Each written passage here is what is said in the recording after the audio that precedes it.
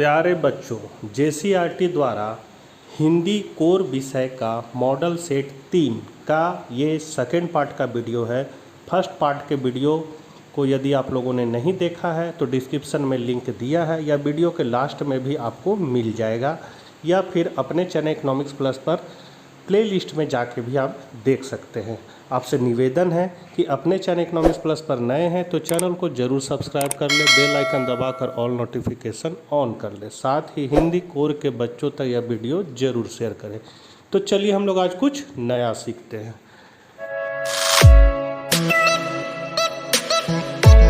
खंड ग पाठ्य पुस्तक। तो ये क्वेश्चन नंबर 3 है। इसका ये आपको क नंबर में इसको पढ़ना है, इस काव्य को, इसका काव्य सौंदर्य को लिखना है। तो इसका आंसर है बच्चों, प्रसंग है इसका, प्रस्तुत काव्यांश पाठ्य पुस्तक आरोह भाग 1 में संकलित कविता आओ मिलकर बचाएं से उद्धृत है। यह कविता संथाली कवित्री निर्मला पुतुल द्वारा रचित है। यह कविता संथाली भाषा से अनुदित है। कवित्री अपने परिवेश को नगरीय अपसंस्कृति से बचाने का आह्वान करती है। इसका व्याख्या है, कवित्री कहती है कि आज चारों तरफ अविश्वास का माहौल है, कोई भी विश्वास नहीं करता, अतः ऐसे माहौल में हमें थोड़ा सा विश्वास बचाए रखना चाहिए।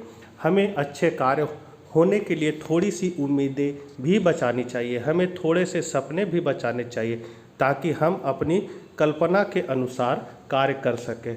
अंत में कवित्री कहती है कि हम सबको मिलकर इन सभी चीज़ों को बचाने का प्रयास करना चाहिए, क्योंकि आज आपाधापी के इस दौर में अभी भी हमारे पास बहुत कुछ बचाने के लिए बचा है। हमारी सभ्यता व संस्कृति की अनेक चीज़ें अभी शेष है। इसका काव्य सौंदर्य है, कवित्री का जीवन के प्रति सकारात्मक दृष्टिकोण है। आओ मिलकर बचाए में खुला आह्वान है।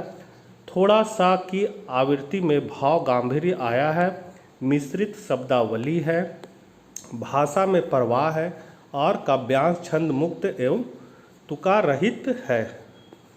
ख नंबर क्वेश्चन है, उसका आंसर है, प्रसंग है, प्रस्तुत पंक्तियाँ पाठ्य पुस्तक आरोह भाग 1 में संकलित गजल से उद्धृत है। यह गजल दुष्यंत कुमार द्वारा रचित है। यह उनके गजल संग्रह साये में धूप से ली गई है। इस गजल का केंद्रीय भाव है राजनीति और समाज में जो कुछ चल रहा है उसे खारिज करना और नए विकल्प की तलाश करना। व्याख्या, कवि कहता है कि नेताओं ने घोषणा की थी कि देश के हर घर को चिराग अर्थात सुख सुविधाएं उपलब्ध कराएंगे। आज स्थिति यह है कि शहरों में भी चिराग अर्थात सुविधाएं उपलब्ध नहीं है। नेताओं की घोषणाएं कागजी है। दूसरे शेर में कवि कहता है कि देश में अनेक संस्थाएं हैं जो नागरिकों के कल्याण के लिए काम करती है। कवि उनको तरक्त की संज्ञा देता है। इन तरक्तों के नीचे छाया मिलने के बजाय धूप मिलती है, अर्थात ये संस्थाएं ही आम आदमी का शोषण करने लगी है। चारों तरफ भ्रष्टाचार फैला हुआ है। कवि इन सभी व्यवस्थाओं से दूर रहकर अपना जीवन बिताना चाहता है।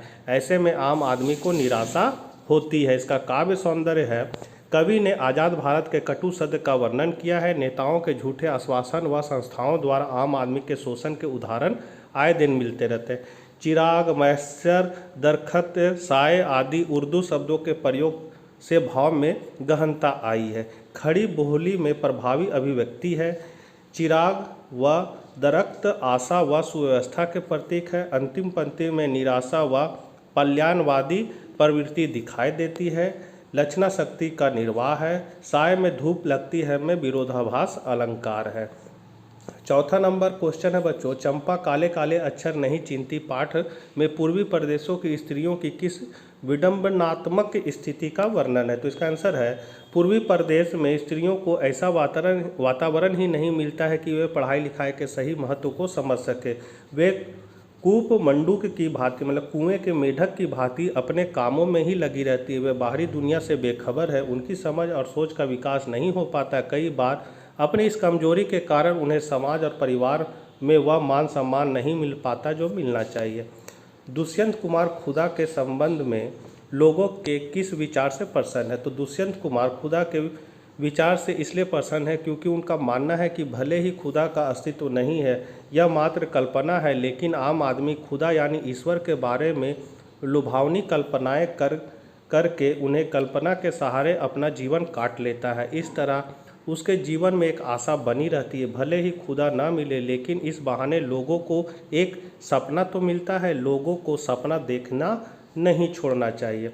फिर है संथाल बस्तियों की किन विशेषताओं का ज्ञान आपको आओ मिलकर बचाए कविता के माध्यम से हुआ। तो आंसर है संथाल बस्तियां आदिवासियों की बस्तियां हैं। ये लोग अपनी मिट्टी और प्रकृति से जुड़े हुए हैं। इनकी जिंदगी में आडंबर और दिखावे के लिए कहीं भी स्थान नहीं है।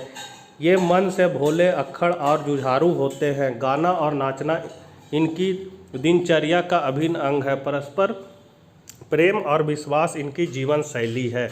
5वां नंबर क्वेश्चन है बच्चों, किन्हीं दो प्रश्नों को उत्तर देना है, जिसमें क है गांव और शहर दोनों जगहों पर चलने वाली मोहन के जीवन संघर्ष में क्या अंतर है। तो गांव और शहर दोनों जगहों पर चलने वाले मोहन के जीवन संघर्ष में बहुत फर्क है। गांव का मोहन विद्या प्राप्त करने के लिए संघर्ष कर रहा था। गांव में उसका एक होनहार बालक के रूप में सम्मान था।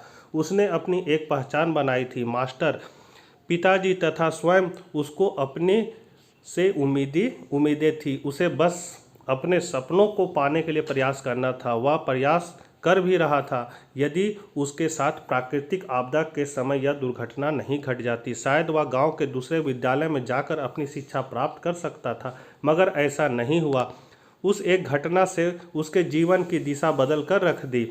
उसके विद्यार्थी संघर्ष को विराम लग गया और वह गांव से निकलकर शहर आ गया। शहर में जो संघर्ष था वह चारों ओर से था। अपनी पढ़ाई के लिए संघर्ष, दूसरों के घरों में दिए जाने वाले काम को करने का संघर्ष, अपने अस्तित्व को बचाए रखने का संघर्ष, दूसरे लोगों के घर में रहकर उनके द्वारा किए जाने वाले खराब व्यवहार से संघर्ष, नौकरी प्राप्त करने का संघर्ष।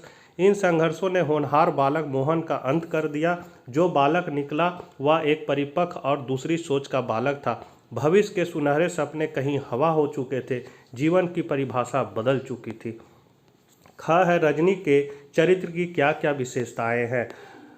तो सामान्यतः स्त्री का चरित्र कोमल, सहनशील, कमजोर तथा शांत व्यक्तित्व का माना जाता है, जबकि रजनी का चरित्र ठीक इसके विपरीत है। वह एक साहसी, शक्तिशाली तथा अन्याय के विरुद्ध आवाज उठाने वाली महिला है। प्रायः घरेलू नारी अन्याय को सहन कर चुप रहती है, लेकिन रजनी अन्याय के विरुद्ध अकेले लड़ जाती है। वह अध्यापकों द्वारा ट्यूशन लेने जैसी सामाजिक समस्या को भी सबके सामने लाकर उसका समाधान निकालती है। ग नंबर क्वेश्चन है, भारत माता के प्रति नेहरू जी की क्या अवधारणा थी। तो भारत माता के प्रति नेहरू जी की अवधारणा यह थी कि यहाँ की धरती, पहाड़, जंगल, नदी, खेत आदि के साथ साथ यहाँ के करोड़ों निवासी भी भारत माता है। भारत जितना भी हमारी समझ में था उससे भी परे, जितना है उससे कहीं अधिक व्यापक है। भारत माता की जय से मतलब यहाँ के लोगों की जय से है। फिर है आपका मनु भंडारी अथवा दुष्यंत कुमार की किन्हीं दो रचनाओं के नाम लिखे। तो मनु भंडारी का पहला रचना है एक प्लेट सैलाब और दूसरा है आंखों देखा झूठ। दुष्यंत कुमार का पहला है सूर्य का स्वागत और दूसरा है आवाज़ों के घेरे। 7वां है घरेलू नौकरों को किन किन समस्याओं का सामना करना पड़ता था। बेबी हालदार की आलो आधरी के आधार पर उत्तर दे। इस पाठ में घरेलू नौकरों के घरों में काम करने वालों के जीवन की निम्नलिखित जटिलताओं का पता चलता है। इन लोगों को आर्थिक सुरक्षा नहीं मिलती। इन्हें गंदे व सस्ते मकान किराए पर मिलते हैं क्योंकि ये अधिक किराया नहीं दे सकते हैं। इनका शारीरिक शोषण भी किया जाता है। इनके काम के घंटे भी अधिक होते हैं। अन्य समस्याएं हैं, आर्थिक तंगी के कारण इनके बच्चे अशिक्षित रह जाते हैं। चिकित्सा सुविधा व खाने के अभाव में ये अशिक्षित रहते हैं। इसी का 8वां में क्वेश्चन था, तातुस ने बेबी हालदार को लेखन के लिए क्यों और कैसे बाध्य किया। तो अब तातुस लेखिका को बहुत अधिक ध्यान रखने लगे।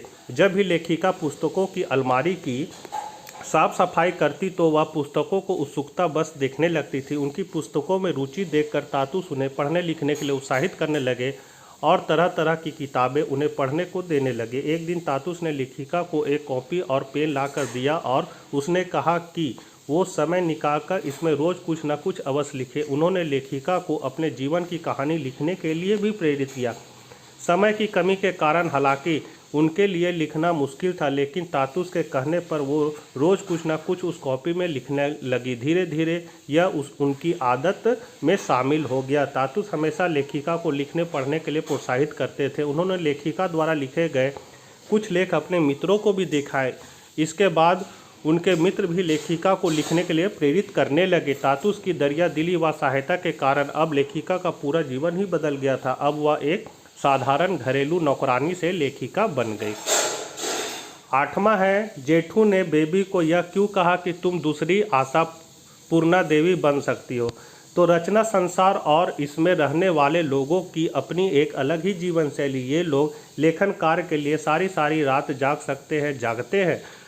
तुम दूसरी आशापूर्ण देवी बन सकती हो। जेठू का यह कथन बेबी को यही बात समझाने के लिए था कि जेठू ने यह भी समझाया था कि आशापूर्णा देवी भी सारा काम काज निपटा कर रात रात भर चोरी चोरी लिखती थी जब लोग सो जाते थे। यह सच है कि रचना संसार में लेखन का एक नशा होता है, जैसे मुंशी प्रेमचंद को भी था, जो कई मील पैदल चलकर आते, खाने पीने का ठिकाना ना था, फिर भी ढिबरी की रोशनी में कई कई घंटे बैठकर लेखन कार्य करते थे।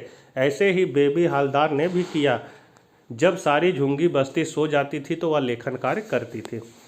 इसी का 8वां में है, तातुस के घर काम करने वाली महिला ने लेखिका को गालियां क्यों दी। तो बेबी जब तातुस के घर पहुंची तो उसे पता चला कि कोई महिला वहां काम कर रही है। तातुस ने उस महिला को काम से हटाकर बेबी को काम पर रख लिया।